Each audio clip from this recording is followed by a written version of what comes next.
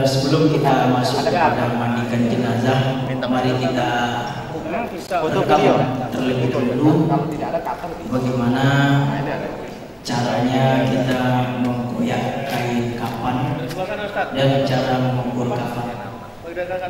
Ya, bagaimana kita cara mengukur kafan. Ukur mayatnya dulu. Nah, mayatnya sudah jelas. Bismillahirrahmanirrahim.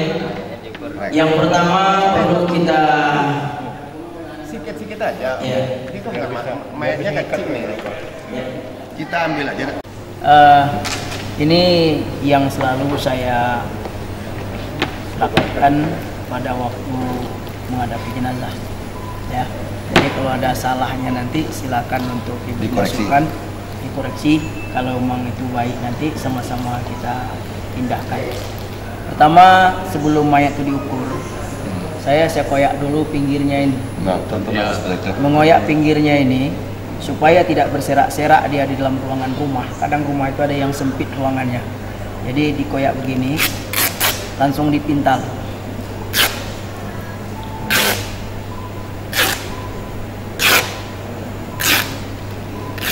Kira-kira begitu. Ya. terus lah.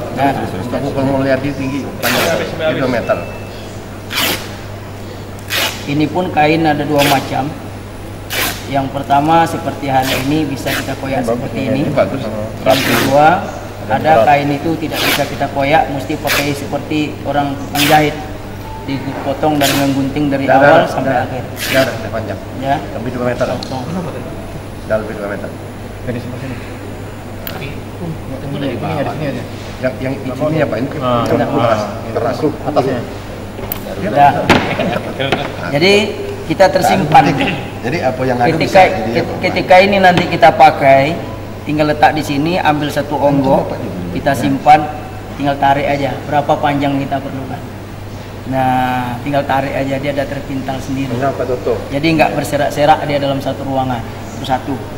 Yang kedua, benang ini biasanya dia merentang ini.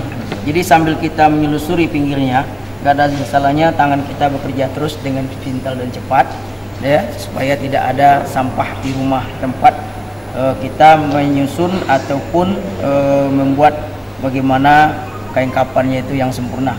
Setelah itu kita ukur jenazah. Ukur jenazah, jika kaki jenazah sampai di sini, kita ambil 2 kepalan tangan. Ya, lebihkan 2 kepalan tangan. Ini sekurang-kurangnya ya. Tapi kalau lebih bagus. Karena ada juga mayat ini setelah dimandikan, mohon maaf, bertambah panjangnya. Bukan bertambah tingginya ya, bertambah panjangnya mayat ini. Kita nggak tahu kenapa. Ya. Nah, jadi kalau sempatlah nanti seperti ini ada sama kita yang ada di sini, orang bingung nanti untuk mengukurnya. Sekali diukur segini, diukur lagi kurang lagi. Jadi kita ambil yang nggak lebihnya, satu. Setelah dilebihkan, kemudian baru kita ukur kain kafan ini. Setelah diukur panjangnya semua, berapa mau kita buat? Misalkan 1 lapis, 17. 3, 5, atau 7. 3, 5, 7 itu bukan berarti dasarnya itu yang 5, 7. Berapa potong di dalamnya itu. Jadi kalau kita contohkan saya pakai baju hari ini banyak lapis ini. 1 lapis, ini ada potongan, ada 2 lapis, kontong ada potongan, ada 3 lapis. Kemudian dipotongan lagi, ada 4 lapis, 5 lapis. Ini ada potongan lagi, dan 6 lapis, 7 lapis ya. Ini potongan lagi. Jadi maksud lapisnya situ berapa potong kainnya. Di antaranya baju. Baju ada yang langsung dengan jubah. Jadi tak pakai kain sarung. Berarti ada 1 lapis ya. Nah, kemudian kita buat serbannya. 2. Berarti ada 2. Nah, alasnya 1. Berarti 3. Nah, ini secara simpel ya. Berarti 3. Ya, kalau kita buat umpamanya 5, apa yang perlu kita tambah? Tambah kain sarungnya. Ya, tambah kain sarungnya, buat alasnya 2. Kalau kita buat 7, apalagi yang mau kita tambah? Mungkin kita buat baju di dalamnya 1. Nah, itu cara dalam pengisi jumlah lapisnya kain kafan. Kemudian membuat baju, kadang kita membuat baju hanya besar saja, tapi kalau bisa betul kita buat semacam baju koko kalau bisa. Nah, kita potong segini, nanti kita lipat gini. Nah, kita lipat gini. Ini nanti jadi baju. Kemudian sudutnya ini buat lehernya.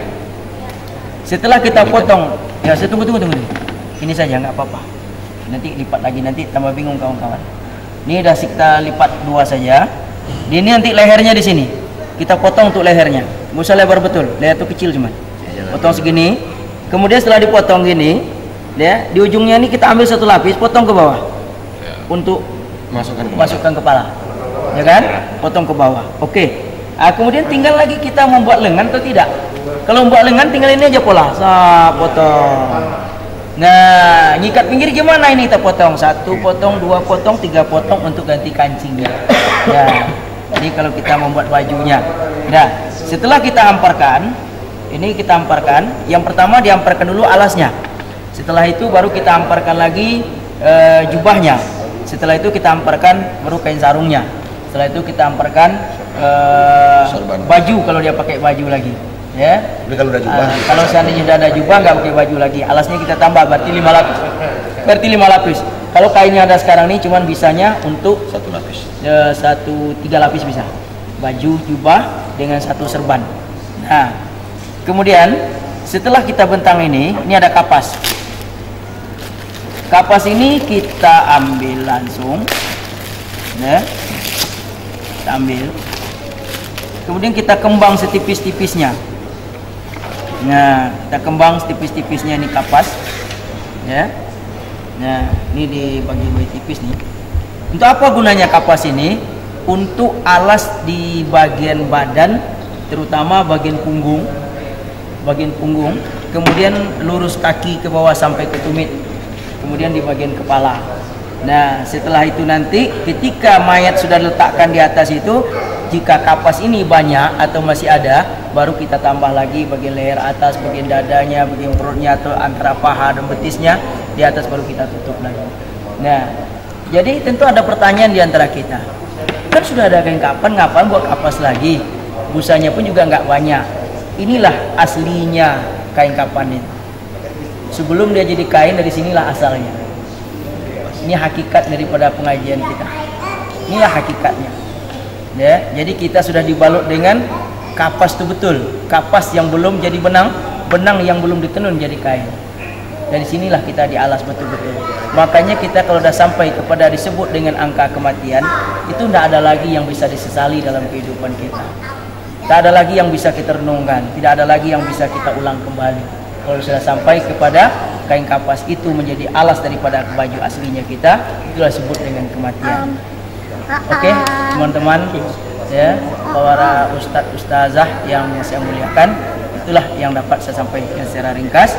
Kemudian untuk meletakkan talinya ini di bawah kain kapan, ketika kapan sudah kita susun, kan kita lipat. Lipatnya kain kapan itu jangan lipat seperti kain, lipat begini, ya, kemudian baru lipat lagi. Ketika kita kembang nanti, kalau ini masih muat, kembang lagi. Kalau masih muat, kembang lagi. Kalau tidak, seberapanya. Kemudian ketika kita meletakkan mayat di atas kain kapan itu nanti, kalau ini kita lipat, sebelah sana ada di kembang habis, kita masuk dari sini, ini bisa masuk kaki kita ke bawah. Jadi kain kapan nggak terpijak.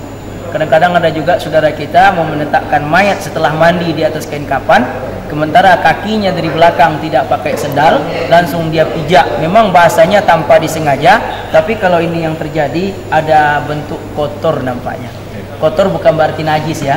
Terus kita pahami, kotor bukan berarti najis, tapi najis sudah jelas kotor. Contoh, kuah lontong nggak najis, kena baju boleh buat sholat.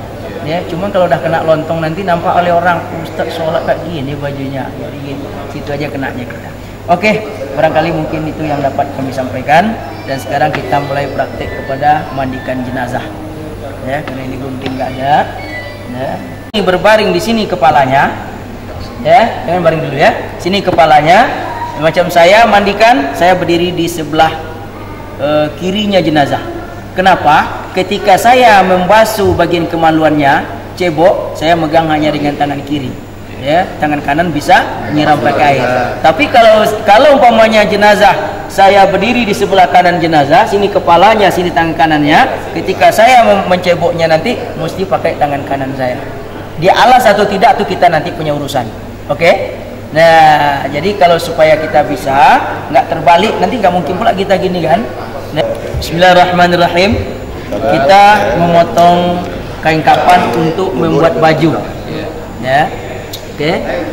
Nah, jadi sekarang baju yang mau kita buat itu hanya sedalam ini ya. Sedalam ini baju kita potong segini. Untuk ukuran sedang. Ya, ukuran sedang ya. Bisa ukuran baju manusia normal. Ya.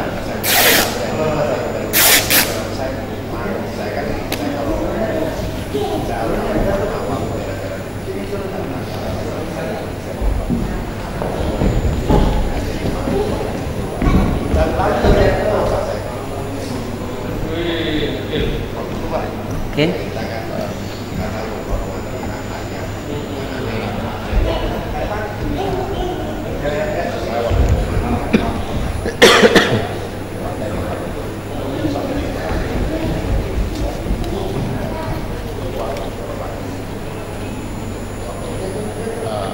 Masukkan kepala.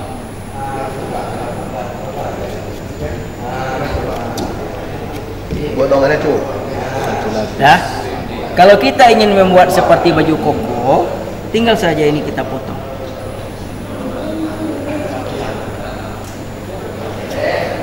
Dalam deh. Lalu.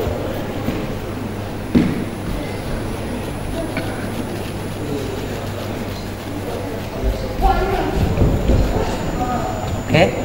Dan ini bisa kita pakai. Kain suci. Ini bisa kita pakai untuk sugi dan alas tangan waktu kita mandikan. Oke. Nah, kemudian untuk alas tangan, untuk pengikatnya cukup ini saja kita potong sedikit.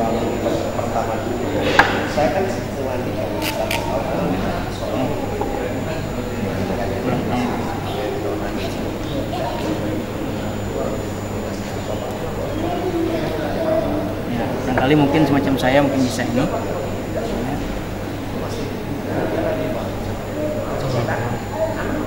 Oke, ini cara kita ya untuk tangannya. Jadi kalau lebar lebih bagus lagi. Ini kita gulung untuk suginya. Oke.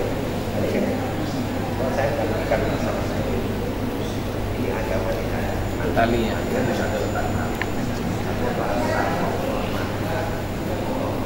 Tujuh tangan cek.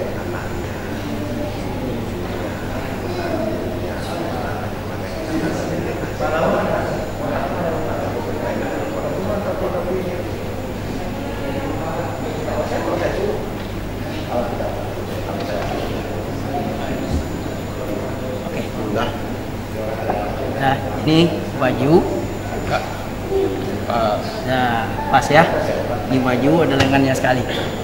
Jadi kalau saya biasanya ngapain jenazah seperti ini. Tapi untuk lebih cepatnya lagi, nggak gunting pun nggak apa-apa. Kemudian panjangnya alas ya. Taruhlah 1,7. 2 meter, 2 meter. Panjangannya. Nah, panjang aja lah ya. Cukup nggak cukup nanti.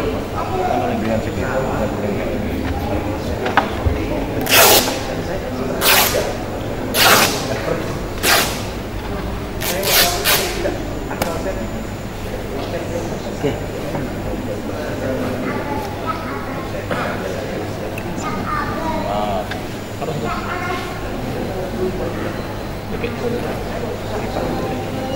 Pakai aja ke bawah. Lepaskan aja ke bawah Ustaz. Ah, itu aja.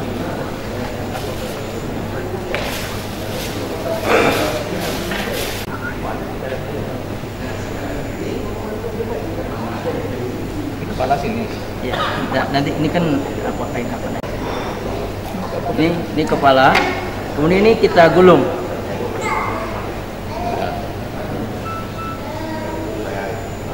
Nah, supaya tidak banyak menghabiskan tempat. Pas. Ya. Mana kain kapan tadi? Ini baju alas ya. Ini kita buat serbannya.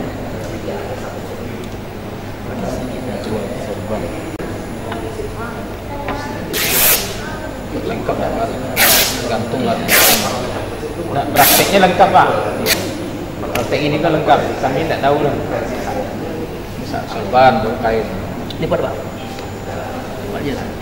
Ini. Enggak, dilipat gini, serba. Nah, kalau itu gulung namanya.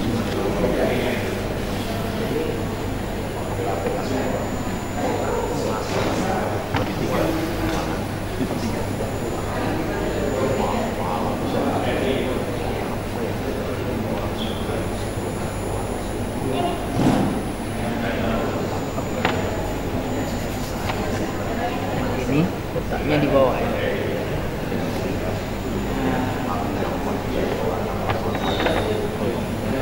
Di bawah baju ya. Baju. Kita baju dulu. Jadi kita buat lagi kain sarung ya. Oh.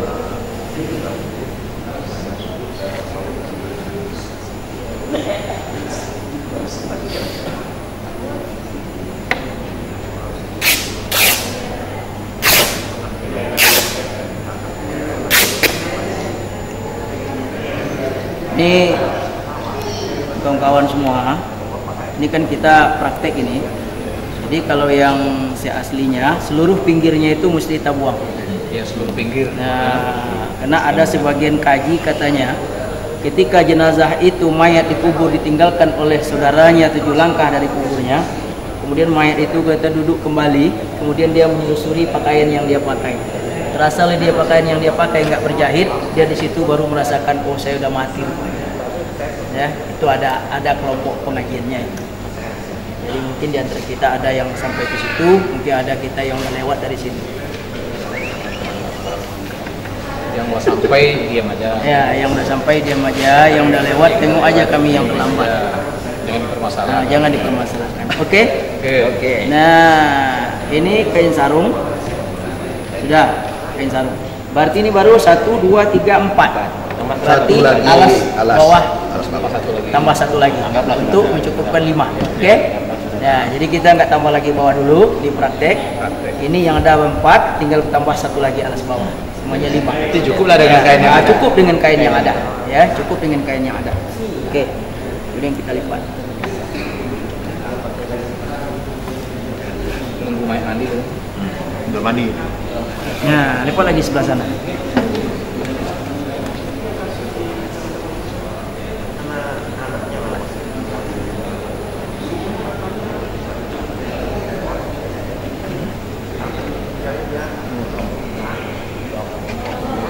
Sudah. Untuk mengikatnya kaki 5 ya. Pasangnya lagi.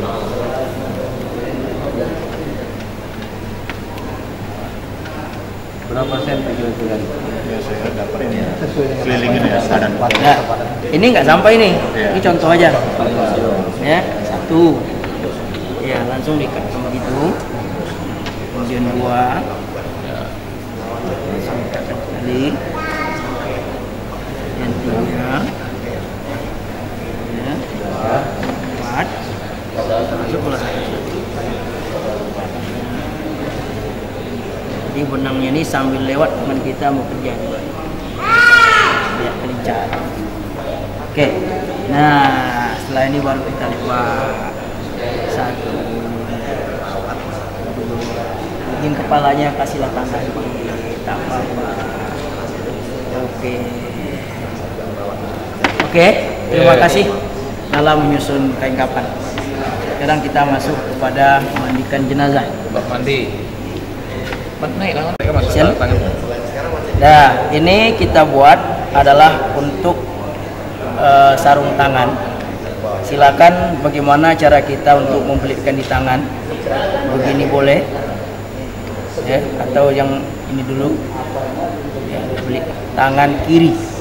Karena tangan kiri adalah alat untuk bekerja dan tangan kanan adalah pemegang timba air. Nah, ini pun juga boleh. Ya, ini bisa kita lipat ini ya. Nah, lipat. Nah, makanya makanya berbaringnya jenazah ketika kita mandikan, kita berdiri di sebelah kirinya jenazah supaya tangan kiri bisa bekerja di bagian-bagian yang mungkin sensitif yang kita sementara punya kita sendiri tidak kita pegang dengan tangan kanan, ya, yang punya jenazah juga tidak kita pegang dengan kanan. Kalau masih bisa kita mengelak, bukan berarti kita benci, geli, tidak, tapi begitulah tata tertib daripada yang ada. Oke? Nah, ini kita bersihkan. Oke. Nah, kita sekarang masuk kepada pemandikan. Silakan boleh izin ya. Oke. Para ustadz mubalik dan beliau ini yang mempraktekkan bukan berarti dia orang hebat atau tidak, tapi di antara yang hadir kayaknya saya yang paling kecil, makanya saya disuruh. Jadi kalau nggak mau wajib nanti ya, makanya saya disuruh. Oke, ini kita sumpah makan ya, kita sumpah makan. Mohon maaf kepada saudaraku ya. Kita mandikan jenazah, kita mulai siram dulu di bagian kepala. Kita siram di bagian kepala ya, kemudian setelah kita siram bagian kepala, kita niatkan mandikan jenazah itu dengan niat kita yang semua sudah paham ya. Siram dulu sebelah kanannya ya, sekira-kira sebelah kanan sudah basah semua, bukan berarti basah rata, tidak. Sudah siram sebelah kanan, kita baru masuk ke yang lain, silakan disiram. Nah, kemudian mandikan jenazah itu ada dalam satu paham, menyiram jenazah itu cuma satu kali ya, bukan berkali-kali. Maksudnya apa? Siraman yang pertama jika habis sambung, habis sambung, makanya timbanya banyak, orang mandikannya banyak. Makanya mandikan jenazah nggak cukup air setengah drum ya, betul? Nggak cukup air setengah drum. Kenapa? Karena aliran airnya itu nggak putus. Di sini habis, ini dan siram, pokoknya siram terus. Nah, dan bagi yang membersihkan, segala yang dibersihkan, mana yang mau dibersihkan, terutama yang paling sensitif dibersihkan, itu di bagian pusat kita ini ujung usus dalam perut. Kalau dia berdaki kadang-kadang macam tak cicak dari dalam ya, itu dibersihkan pusat. Tidak pun buat mayat, buat kita hidup pun juga begitu. Nah, kemudian lagi di mana lagi yang sensitif? Yang daki yang memandal di mana? Di belakang telinga. Daki memandel di mana? Pas di ulu hati kita ini. Daki yang membandel. Di mana lagi daki membandel? Ujung tulang punggung di belakang, bawah. Daki yang membandel. Kemana lagi daki yang membandel? Itu baru di leher. Berarti di leher ini daki membandel yang nomor 3, nomor 4. Ya. Kemudian lagi di mana lagi daki membandel? Di belakang betis. Belakang lutut. Ya, lipatan. Nah, selain kita membersihkan pada yang lain. Makanya ketika kita membersihkan pada bagian pinggang, tangan kita sebelah kiri, tangan kanan air siram, kamu begitu. Nah, kemudian membersihkan yang tempat keluar najis, yaitunya buang air besar, itu kalau bisa kita masukkan tangan kita ke dalam lubang itu. Tak ada lagi dia tangan jari kita ke dalam lubang kemudian kita bersihkan di sana, kita keluarkan nanti. Ada nggak lagi warna kuning? Oh, sudah nggak ada warna kuning. Oke, coba bersihkan lagi. Sudah disiram bagus, kemudian kita angkat. Kadang saudara kita juga mandikan jenazah, dia cium. Tak ada tercium bau najis. Betul, tak ada tercium bau najis. Malah disaksikan lagi. Betul kata dia. Betul. Oke, sudah bersih. Begitu betul dia memandikan jenazah. Kembali kepada kita yang hidup. Kita yang hidup, cebok, ada nggak kira-kira seperti itu betul keyakinan kita? Ya? Nah, coba. Kadang-kadang kita udah cebok, pas sholat, Allahu Akbar, gatal hidung, ciuman kita, ya kan? Nah, ini kadang-kadang di situ kenanya kita. Oke, teman-teman semua, ustazah yang saya muliakan, ini cara kita untuk memandikan jenazah. Kemudian ada namanya sugi. Sugi itu dibulatkan. Nah, bulatkan dulu. Sugi itu dibulatkan, tapi membulatkan sugi itu bukan waktu kita mau mensuginya. Ketika mengkoyak kain kapan itu, sugi itu sudah kita bulatkan. Nah, mana saja yang dikasih sugi, ini ada yang buat 9, ada yang buat 7, ada yang buat 5. Hanya terlihat pada sistem pemakaian. Kalau untuk mata kiri kanan dia buat 1, kemudian telinga kiri kanan dia buat 1, lubang hidung dengan mulut gigi dia buat 1, di sana sudah terpakai 3. Nah, kemudian mana lagi untuk jari tangan. Untuk di tangan, di sini kalau nanti di hidung ya biasalah kita bersihkan. Di tangan kita mulai dari tengah.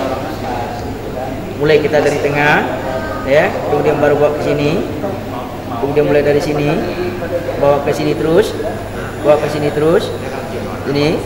Kemudian tetap di sini lagi, ya. Kemudian ini kita putar, sambung di sini, ambil dari tengahnya, keling-keling, terus, selesai. Sudah 4. Ya, sudah 4. Kemudian bagian pusatnya 1. Ya, berarti 5. Nah, kemudian belakang betisnya lagi berarti sudah 6. Ya, kemudian 7 kaki kiri dan kaki kanan. Jadi kalau di betis ini kita buatnya 1, yang 2 itu, ya berarti pada kaki sebelah kiri 1, sebelah kanan 1. Oke.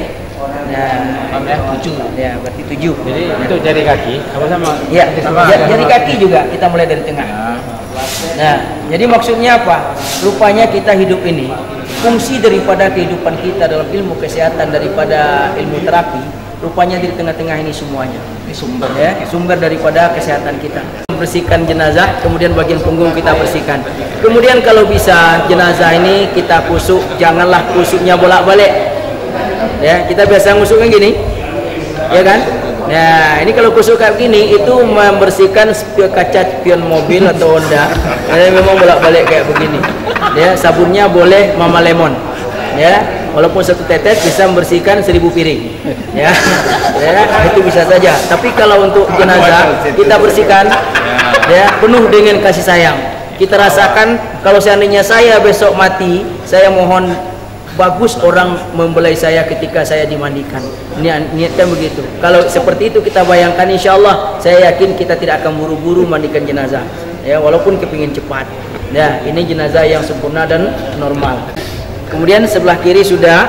Kemudian kita baringkan mayat. Kemudian lagi sebelum mayat kita cebok, nah ini yang perlu kita pahami. Ini mayat ini kita dudukkan dulu dikit, angkat.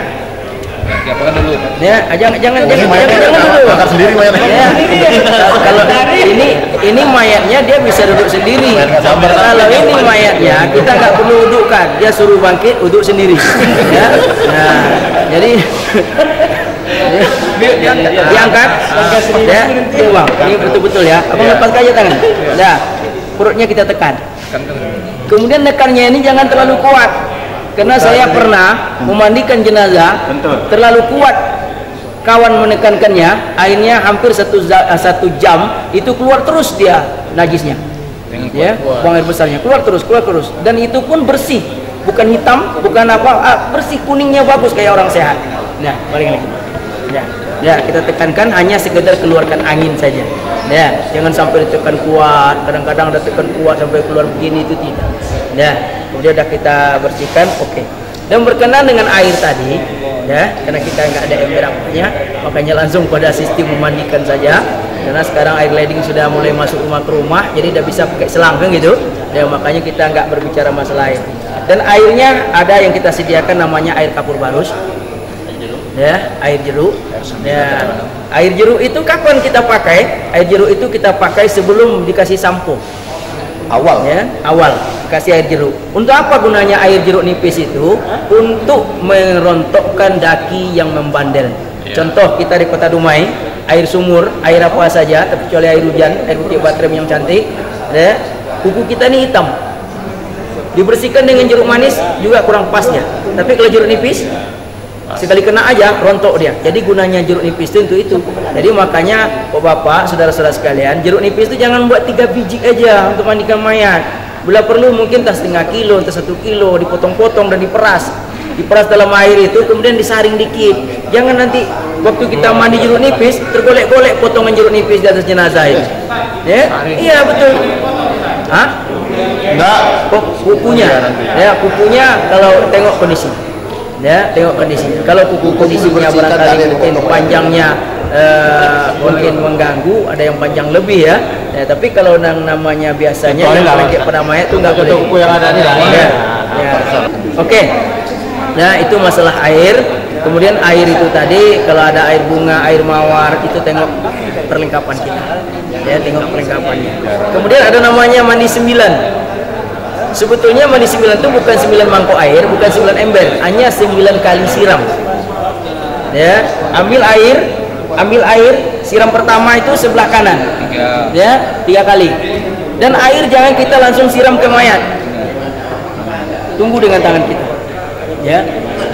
Bismillahirrahmanirrahim. Ghufranaka ya Allah ya Rahman, Rabbana wa ilaikal masir. Ghufranaka ya Allah ya Rahman Rabbana wa ilaikal masir. Ghufranaka ya Allah ya Rahman Rabbana wa ilaikal masir. Sebelah kiri. Ghufranaka ya Allah ya Rahim Rabbana wa ilaikal masir. Ghufranaka ya Allah ya Rahim Rabbana wa ilaikal masir. Ghufranaka ya Allah ya Rahim Rabbana wa ilaikal masir. Pas tengah. Ghufranaka ya Allah ya Rahman ya Rahim. Ambil kiri kanan. Ghufranaka ya Allah ya Rahman ya Rahim Rabbana wa ilaikal masir. Ghufranaka ya Allah ya Rahman ya Rahim Rabbana wa ilaikal masir. Ghufranaka ya Allah ya Rahman Rabbana wa ilaikal masir. Nah, selesai kita mandi 9. Ya, barulah mayat ini diudukan. Nah, ini bahasanya ya, diudukan, bukan mayat ngambil uduk. Kalau mayat ngambil uduk, suruh pergi ke kamar mandi. Ini mayat diudukan, hukumnya sunat. Sunat bukan bagi mayat, sunat bagi kita yang memandikan. Betul? Sunat bagi kita yang memandikan. Oh, masalah air, ada air kapur barus, gunanya untuk apa? Barangkali mungkin pada mayat ada aroma yang tidak enak.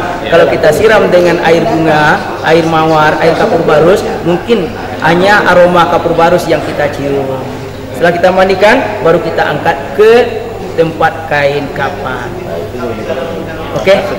Ya, barangkali mungkin itu yang bisa kita laksanakan. Mengambil air wudhu si mayat, ya sama dengan mengambilkan air wudhu kita. Cuma niatnya saya mengambilkan wudhu untuk ini mayat, sunat atas diriku karena Allah Ta'ala. Bukan sunat atas diri mayat, sunat atas diriku karena Allah Ta'ala. Ambilkan wudhu, kita siram.